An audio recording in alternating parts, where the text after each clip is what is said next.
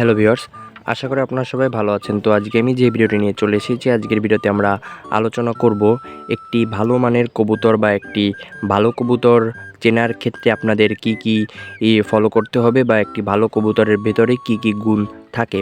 তো ভিউয়ার্স, যারা চ্যানেলটিতে নতুন, অবশ্যই চ্যানেলটিতে সাবস্ক্রাইব করে আমাদের পাশে থাকবেন এবং নতুনেরা সম্পূর্ণ ভিডিওটি দেখবেন। এতে আপনাদের কবুতর সম্পর্কিত অনেক অজানা তথ্য আপনারা জানতে পারবেন।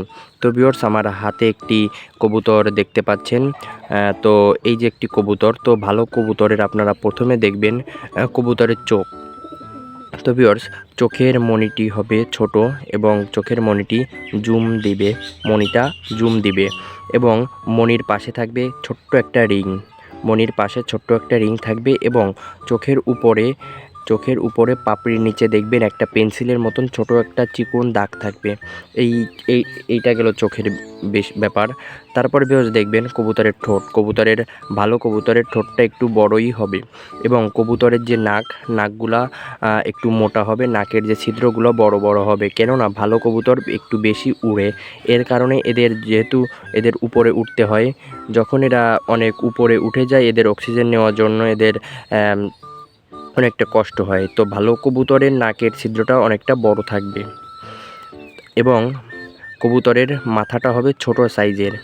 তাছাড়া আরেকটি বৈশিষ্ট্য হচ্ছে, আপনারা যখন একটি কবুতর ধরবেন, একটি ভালো কবুতর দেখবেন কবুতরের শরীর থেকে একটি পাউডার জাতীয় কিছু পদার্থ বের হচ্ছে। তো আমার হাতেও দেখতে পাচ্ছেন পাউডার জাতীয় সাদা সাদা।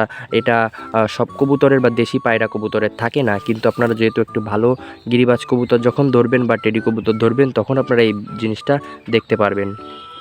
তারপর আমরা দেখব কবুতরের পর।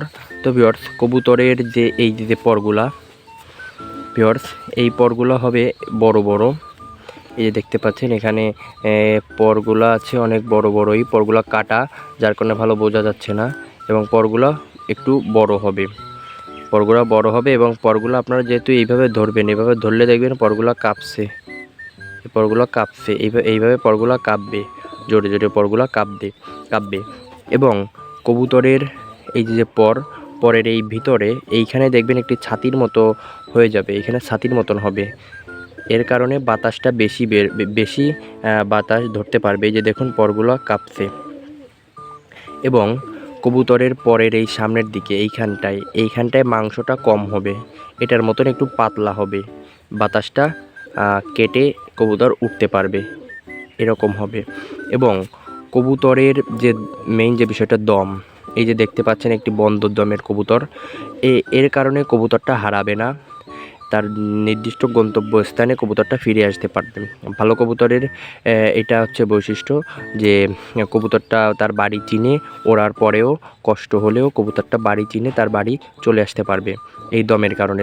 দমটা যদি এইরকম ছড়ানো থাকে, সেক্ষেত্রে বাতাসের সাথে সাথে দমটা এরকম ছড়ানো থাকলে বাতাসের সাথে সাথে কবুতরটা হারিয়ে যেতে পারে।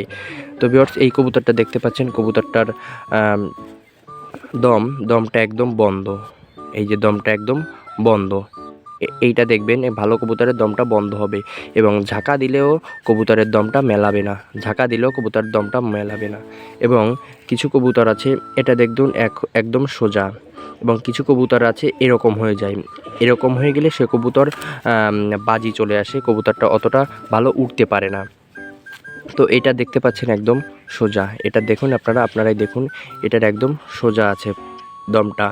তারপর আপনারা দেখবেন এই কবুতরের দমটা যেখান থেকে শুরু হবে, এই যে এইখান থেকে দমটা শুরু হয়েছে ওই পর্যন্ত, ওর থেকে একটু বড় হলে ভালো। এটা যেমন এই পরগুলো ওর থেকে একটু বড়, যেখান থেকে এইখানের বাতাসটা ধরবে, সেখানে এইখানের বাতাসটা শেষ হচ্ছে, মানে বাতাসটা বলতে পরটা, এখানে পর শুরু, এখানে পর শেষ, এই বিষয়টা থাকতে হবে, যার কারণে এইখান থেকে কোনো বাতাসই বের হতে পারবে না।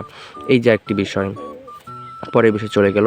তারপর দেখবেন এই হাড্ডি, কবুতরের এইখানে হাড্ডিটা একটু চওড়া টাইপের হবে, 4 থেকে 5 আঙুল হাড্ডিটা বড় হতে হবে। তারপর দেখবেন কবুতরের নখ বা কবুতরের কবুতরের নখগুলো বড় বড় হতে হবে ভালো কবুতরের ক্ষেত্রে। এবং এই যে মাছের আঁশটার মতন, এটা একটু আঁশযুক্ত থাকতে হবে। মাছের আঁশটার মতন এই যে পায়ের খোসা, এটা একটু আঁশযুক্ত থাকতে হবে। তো ভিউয়ার্স, আপনারা ভালো কবুতর চেনার ক্ষেত্রে এই যে আমি অনেকগুলো বৈশিষ্ট্য, এর থেকে আর বেশি কিছু জানার থাকে না। এই বিষয়গুলো যদি আপনারা ভালো করে ফলো করেন তাহলে আপনারা একটি ভালো কবুতর চিনতে পারবেন। তো ভিউয়ার্স, আপনারা অবশ্যই একটি ভালো কবুতর কীভাবে চিনবেন, কী কী বৈশিষ্ট্য থাকলে আপনারা বুঝবেন এটি ভালো কবুতর। তো ভিউয়ার্স, আজকের ভিডিওটি এই পর্যন্তই। পরবর্তীতে আমি আরও একটি নতুন ভিডিও নিয়ে চলে আসবো পিয়াল টেডি লফটের পক্ষ থেকে।